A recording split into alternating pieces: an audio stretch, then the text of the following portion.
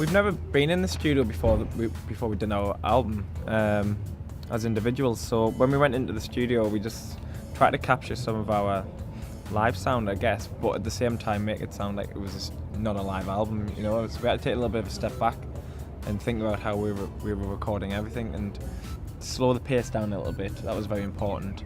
But you know, just try and capture our personalities, because you know, we've got 5 big personalities in the band, and I think if that comes across on the record, it'll become more endearing to people. What sound does your personality make? Mint. It's really important that people hear music as you intend.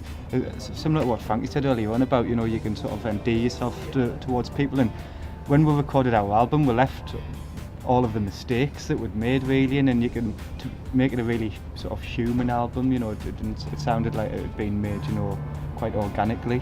You can hear an album a mile off that's been polished to bits, and then you go and see that band live and they can't do it. Or we can guarantee we can produce all of our mistakes live as we can in the studio.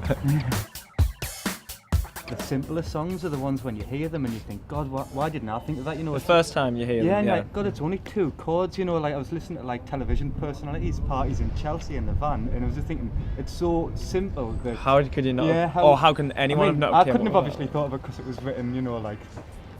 Before you were born. When I was 4 years before I was born. Look at the bass line in transmission, like Joy Division. Yeah. I mean, it's like it's so 3 notes. Yeah, and people stupid. still do it now. You know, you hear songs now that are really simple and think, oh.